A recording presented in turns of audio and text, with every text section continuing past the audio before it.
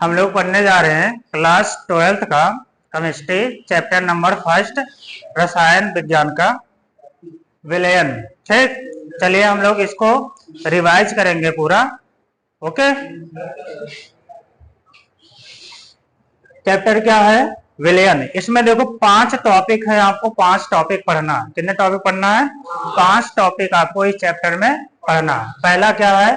पहला आधार देखेंगे, सांद्रता, मिश्रण के नियम, अणुसंख्यक गुणधर्म, वान हाफ एवं मास्टर सूत्र के बारे में। ये सारा चीज हम लोग, मास्टर सूत्र मतलब इसको एक जगह पे जो सारा फार्मूला है एक जगह पे सारा चीज देखेंगे। ठीक, थोड़ा फास्ट रहेगा।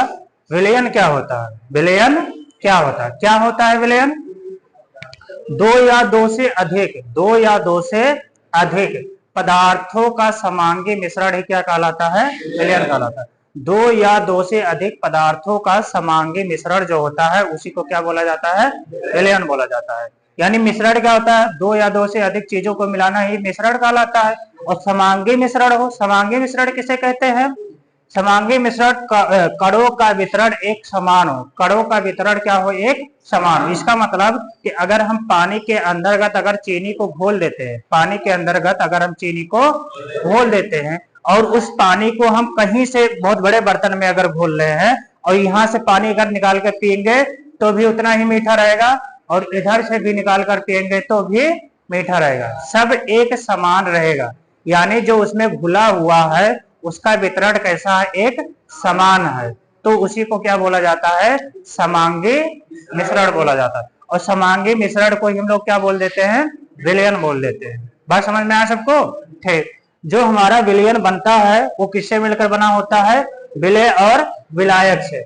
विलय और विलायक मिलकर क्या बनाते हैं? विलयन बनाते हैं। ठीक, उससे कोई दिक्कत नहीं। विलय और विलायक मिलकर क्या बनाते हैं? विलयन बनाते हैं। जो विलय की मात्रा होती, अच्छा विलय किसे कहते हैं? जिसकी मात्रा क्या होती? अल्प होती, कम होती, उसी को क्या बोला जाता है? विलय बोला जाता है। और जिसकी मात्रा अधिक होती है उसको क्या बोला जाता है? विलायक बोला जाता है। इसलिए विलय प्लस विलायक मिलाकर क्या बनता है? विलयन बनता है। इतना किसी को डाउट है कुछ?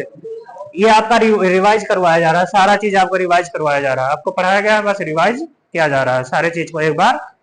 ठीक, विलयन के प्रकार क्या होते हैं? विलयन कितने प्रकार के हम लोग पढ़ेंगे यहाँ पे? 3 प्रकार के। कितने प्रकार के? 3 प्रकार के पढ़ेंगे। आप लोगों को एनसीईआरटी में 9 प्रकार का सारा चीज दिखाया गया है। ठीक, तो उसके भौतिक, लेकिन भौतिक अवस्था विलयन के कितनी होती? 3 ही होती है। यानी जो विलायक होता है, जो विलायक की भौतिक अवस्था होती है वही विलयन की अवस्था होती है। अगर हमारा विलयन ठोस है, अगर हमारा विलयन क्या है? ठोस है, इसका मतलब विलायक क्या था? ठोस था। इसका मतलब विलायक क्या था? ठोस था। ठीक, अगर विलयन हमारा द्रव है तो विलायक क्या था? द्रव था। अगर विलयन हमारा गैस है तो विलायक क्या था? गैस था। यानी जो अवस्था विलायक की होती है वही अवस्था किसकी हो जाती है? विलयन की हो जाती है। देखिए इधर पहला हम लोग पढ़ेंगे गैसीय विलयन। कौन सा विलयन? गैसीय विलयन।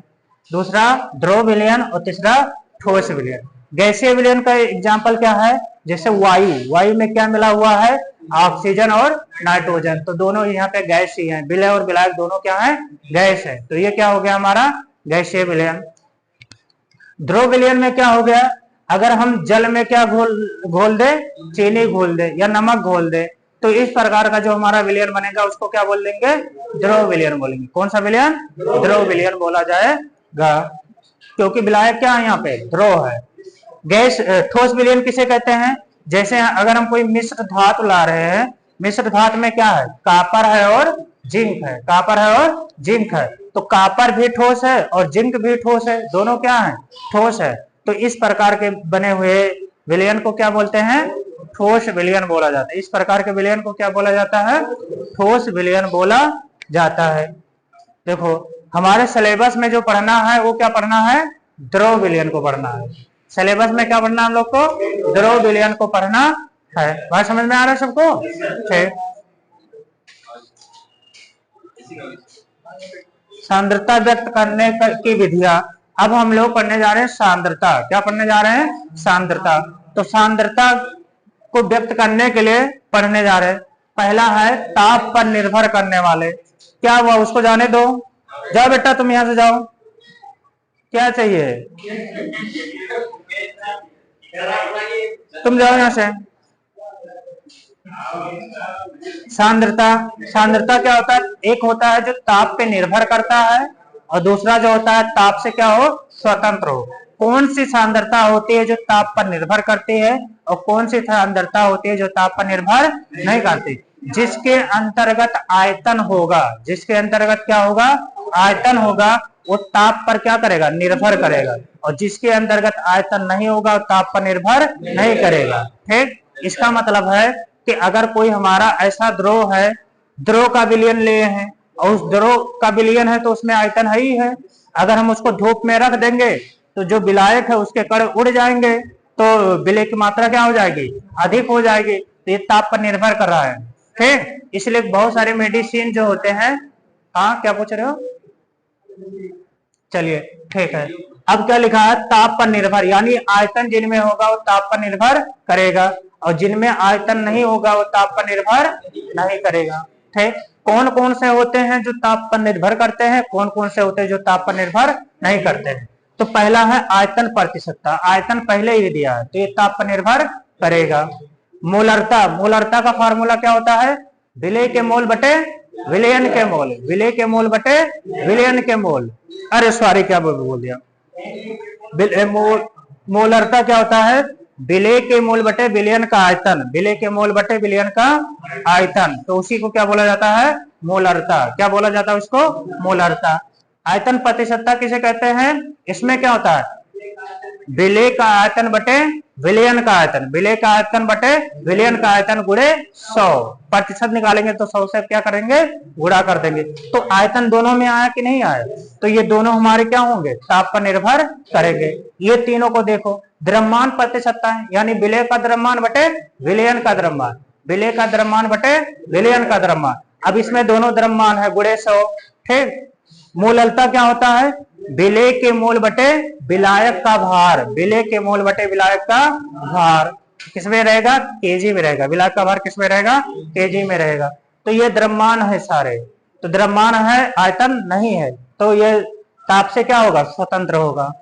मोल अंश में क्या होता है, मोल अंश यानी जिसका हम मोल अंश निकालने जा रहे हैं। जैसे मान लो कि हमारा विलय भी है और विलायक भी है, अगर मुझे विलय का मोल अंश निकालना है तो विलय के मोल बटे कुल मोल, विलय के मोल बटे कुल मोल। विलायक का मोल अंश निकालना है तो क्या करेंगे, विलायक का मोल बटे कुल मोल। इसमें मोल आ रहा है, इसमें आयतन नहीं आ रहा, तो ये भी ताप पर क्या होगा, निर्भर नहीं करेगा। Any doubt?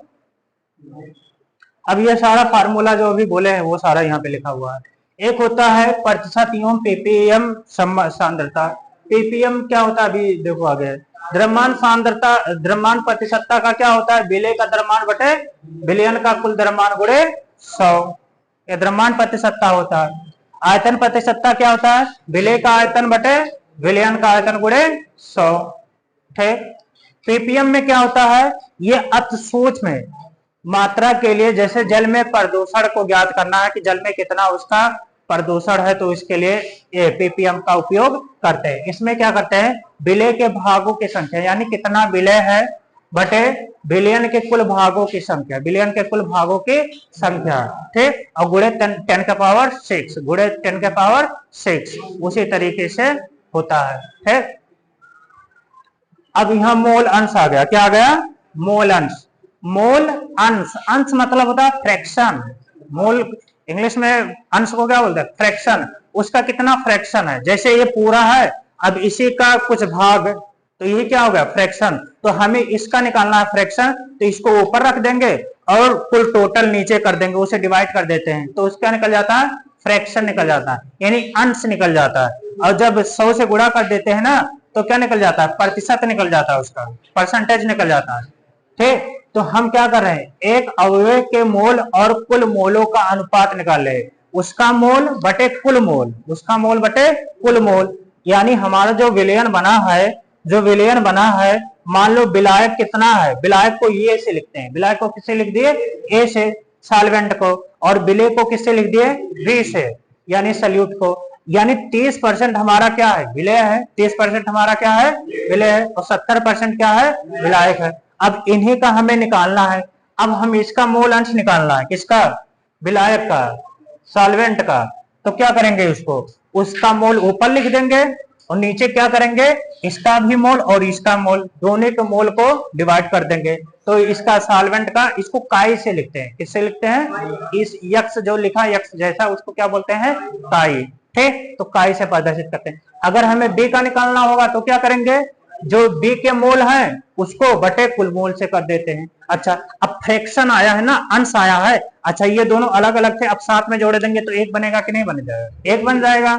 तो इनको अगर जोड़ रहे हैं, इसको जोड़ रहे हैं और इसको जोड़ रहे हैं, दोनों को जोड़ देंगे तो कितना आएगा, एक आएगा। दोनों का मान क्या हो जाएगा, एक हो जाएगा। ठीक, इसमें कोई डाउट है किसी को? अब मोलरता एवं मोललता देख लो, मोलरता एवं मोललता देख लो। मोलरता क्या होता है, मोलरता को कैपिटल एम से लिखा जाता है। मोलरता को किससे लिखते हैं, कैपिटल एम से। इसमें क्या किया गया है, 1 लीटर हम कोई क्या कर लिए हैं, कोई द्रव ले लिए, 1 लीटर विलयन में, 1 लीटर विलयन में उपस्थित विलय के मोलों की संख्या ही क्या कहलाती है, विलयन की मोलरता कहलाती। यानी हमारा कोई ऐसा विलयन बना है, अच्छा लीटर है यानी द्रव विलयन है, कैसा विलयन है, द्रव विलयन है। ये हमारा किस पे निर्भर करेगा, ताप पर निर्भर करेगा, ताप पर निर्भर करेगा। तो 1 लीटर अगर हम क्या बना रहे हैं, 1 लीटर अगर हम विलयन बना रहे हैं तो 1 लीटर विलयन में कितना विलय के मोल है, विलय के कितना मोल है, वही उसकी क्या कहलाती है, मोलरता कहलाती, वही उसकी क्या कहलाती है, मोलरता। मान लो 5 लीटर हमारे पास विलयन है, 5 लीटर हमारे पास द्रव विलयन है और उसमें मोल जो है वो कितने हैं, 10 है, मोल कितने हैं, 10 है। तो मोलरता कितनी हो जाएगी, 10 मोल है। तो 1 लीटर में कितना है, फिर से सुनो क्या मैं पूछ रहा हूं, हमारे पास में मान लो 10 लीटर का विलयन बना है, कितने लीटर का विलयन है, 10 लीटर का विलयन है। उसमें जो मोलों की संख्या है वो है 5, वो है 5 मोल घुले हुए हैं। तो मोलरता कितनी होगी, कितना हो जाएगा, 2 हो जाएगा। 5 मोल घुले हैं, कैसे निकालोगे, सॉल्व करके निकाल लो, चाहे तो सॉल्व करके निकाल लो। तो 0.5 नहीं आएगा, आधा नहीं हो जाएगा, नहीं समझ पाए। अरे ऐसे लॉजिक लगा लो, सवाल न मत लगाओ, ऐसे लिख दो कि अगर हमारे पास 10 है, 1 लीटर में कितना, हमें 1 लीटर का देखना, कितना देखना है मुझे, 1 लीटर का देखना। तो 1 लीटर में आधा नहीं हो जाएगा, तो 0.5 नहीं आएगा, आधा मोल आ जाएगा। हाँ समझ पाए।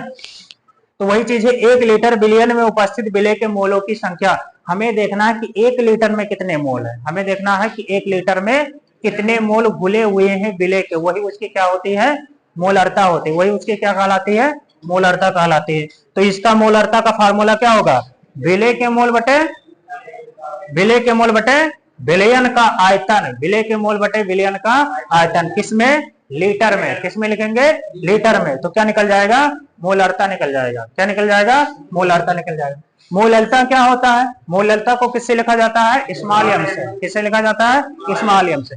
अब इसमें 1 केजी विलायक ले लेंगे, क्या ले लेंगे, 1 केजी विलायक। यहाँ पे क्या लिए थे, 1 लीटर विलयन लेते, यहाँ पे 1 लीटर विलयन लेते, यहाँ पे 1 केजी विलायक लेते हैं। और 1 केजी विलायक में जितने विलय के मोल हैं वही उसकी क्या होती है, मोललता होती है, वही उसकी क्या कहलाती है, मोललता कहलाती है। तो 1 केजी विलायक में उपस्थित विलय के जो मोल होते हैं तो वही उसकी क्या होती है, मोललता होती है। विलय किससे लिखते हैं, स्मॉल एम बराबर होता है विलय के मोल बटे विलायक का द्रव्यमान, किसमें, केजी में, क्योंकि 1 केजी चाहिए, ठीक, और यहाँ पे लीटर चाहिए। अच्छा एक चीज बता दो, अगर मुझे यहाँ पे एमएल में दिया होता, किसमें दिया होता, एमएल में, आयतन एमएल में देता तो क्या करते, 1000 से ऊपर क्या कर देते, गुणा कर देते, 1000 से ऊपर गुणा कर देते। और यहाँ दिया होता तो भी क्या करते, ग्राम में दिया होता तो 1000 से गुणा कर देंगे। बात समझ में आया, हमेशा यही चीज करना, ठीक, सारा चीज निकाल लेना। अगर एमएल में है तो 1000 से गुणा कर देना, इधर केजी ग्राम में है तो 1000 से यहाँ पे क्या कर देना, गुणा कर देना। ये फार्मूले याद हो जाएंगे। अगर फार्मूला जो बनाया जाता है ना, इसमें अब मोल की संख्या ये सारा चीज निकाल के, तो उसको कंफ्यूजन होता है कि कौन सा याद करें कौन सा याद ना करें। अब आपके पास में सिंपल फार्मूले हैं, अब इसी फार्मूले, मोल कैसे ज्ञात करते हैं, पदार्थ का भार बटे पदार्थ का अणु भार। मोल को आप अलग से निकाल लो। हाँ, ये विलायक का द्रव्यमान है, ये विलायक का द्रव्यमान है, किसमें? केजी में है। आगे बढ़ा जाए। अब देखो इसमें कुछ चीज लिखा हुआ है, बोर्ड स्पेशल मोलरता बीएस मोलरता, ठीक, जो बोर्ड के लिए स्पेशल है। कुछ पॉइंट इसमें परिभाषा का आधार वेस्टफाल लैब, ठीक, क्या लिखा है? मात्रा का आधार 1 लीटर 1 केजी। अच्छा, उसको एक साथ में दिया है, ठीक, क्या लिखा है यहाँ पे देखो, की पॉइंट में दिया है, क्या दिया है कि परिभाषा क्या है, जो मोलरता होता है वो किसमें ज्ञात करते हैं? 1 लीटर में ज्ञात करते हैं। मोलरता किसमें ज्ञात करते हैं? 1 लीटर में ज्ञात करते हैं। और मोलरता 1 केजी विलायक में ज्ञात करते हैं। ये 1 लीटर विलयन होता है और 1 केजी ये क्या होता है? विलायक होता है, ठीक। ये क्या करेगा? ताप पर निर्भर करेगा मोलरता, करेगा, ताप पर निर्भर मोलरता करेगा, करेगा ना, क्योंकि आयतन आया। और ये क्या होगा? ये ताप पर निर्भर नहीं करेगा, यानी आप परिवर्तित रहेगा, ये परिवर्तित हो जाएगा ताप से। बात समझ पाए? ठीक।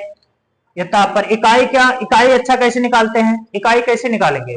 तो मोल का इकाई देखो, इसमें इकाई कैसे निकालते हैं मैं बता दूं, ठीक। बहुत लोग होंगे जो याद करेंगे कैसे निकालते हैं। तो मोलरता क्या था? मोलरता का फार्मूला क्या था? विलेय के मोल। तो मोल की इकाई क्या होती है? मोल होती है। मोल का इकाई क्या होता है? मोल होता है। और बटे क्या था? विलयन का आयतन, विलयन का आयतन। तो आयतन किसमें लिखते हैं? लीटर में। आयतन किसमें लेते हैं? लीटर। इसलिए मोल बटे लीटर, मोल बटे लीटर। इसमें क्या हो जाएगा? इसमें मोल है, यानी विलेय के मोल बटे विलायक का भार, विलायक का भार। तो इसमें क्या हो जाएगा? मोल बटे केजी। भार किसमें लेते? केजी में लेते। तो यहां से आयतन निकल जाएगा। बात समझ में आए? इसमें कोई डाउट है? मात्रक याद हो गया सबका? है। अब गैसों की विलेयता एवं हेनरी का नियम, गैसों की विलेयता एवं हेनरी का नियम। गैस, अच्छा, गैस जो घुले होते हैं, अच्छा, कोको कोला जो होता है, कोको कोला के अंतर्गत या कोई भी स्प्राइट होगा, इनके अंतर्गत कार्बन डाइऑक्साइड को घोला जाता है। इनके अंतर्गत क्या किया जाता है? कार्बन डाइऑक्साइड को घोला जाता है। और वो भी छोड़ दो, पानी के अंतर्गत ऑक्सीजन घुला होता है कि नहीं होता है? अगर घुला ना हो तो मछलियां जो होती हैं सांस कहाँ से लेंगे? तो इसी पानी के अंतर्गत ऑक्सीजन होता है, घुला होता है। अच्छा, कोई भी गैस, कोई भी गैस, किसी भी गैस में अगर, क्या मैं बोल रहा हूं, कोई भी गैस किसी द्रव में जब घुलेगा, कब घुलेगा? जब द्रव पहला नंबर ठंडा हो, जितना ज्यादा ठंड रहेगा उतने ही ज्यादा गैस घुलेगा। जितना ही ज्यादा ठोस द्रव क्या होगा? ठंडा होगा, उतना ही ज्यादा विलेयता बढ़ेगा, उतना ही ज्यादा विलेयता बढ़ेगा। और दूसरा सबसे ज्यादा, जितना ज्यादा दाब रहेगा, जितना ज्यादा क्या रहेगा? दाब रहेगा, उतना ही ज्यादा क्या होगी? गैस घुलेगी, उतना ही ज्यादा क्या होगी? गैस घुलेगी।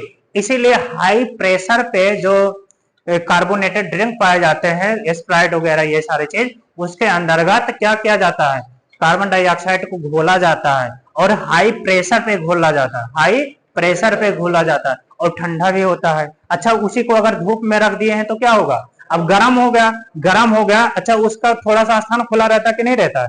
पूरा एकदम फुल नहीं भरा रहेगा, थोड़ा सा स्थान खाली रहता है। तो गर्म हो जाता है तो उसी की गैस क्या हो गया? बाहर निकल गए। और ऊपर से सील पैक है तो बाहर गैस नहीं निकल पाए। अब उसी को क्या करेंगे? ले जाकर ठंडा किए, और ठंडा किए तो फिर वही गैस उसमें घुल गए, ठीक। अब उसी चीज को पियेंगे तो फिर हमारे शरीर के अंतर्गत गया। अब हमारा शरीर गर्म है, तो गर्म है तो गैस फिर बाहर निकलेगा, नाक के माध्यम से बाहर निकलता है। समझ पाए क्यों होता है? ठीक। अच्छा, चलो इसको पढ़ते हैं। देखो, उच्च दाब ये देखो है, और ये निम्न दाब, यानी ये जब ये पैक था तो क्या था? कार्बन डाइऑक्साइड इसमें घुला था, दाब क्या था? हाई था।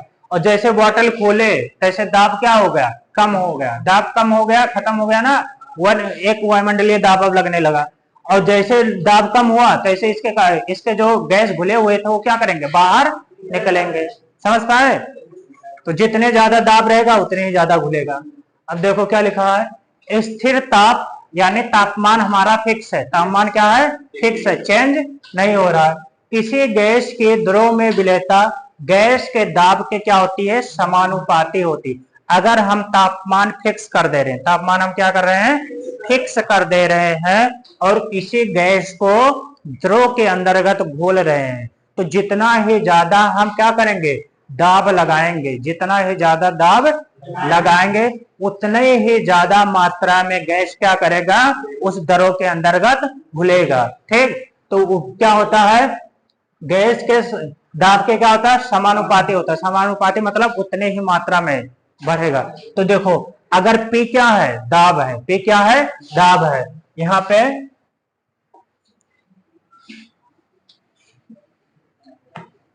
P जो है वो क्या था, समानुपातिक था, किसके, काई के। P जो था वो क्या था, समानुपाती था, यानी जो उसका दाब लगा रहे हैं वो क्या है, समानुपाती है। काई, काई मतलब गैस की मात्रा, काई मतलब गैस की मात्रा, ठीक, के समानुपाती।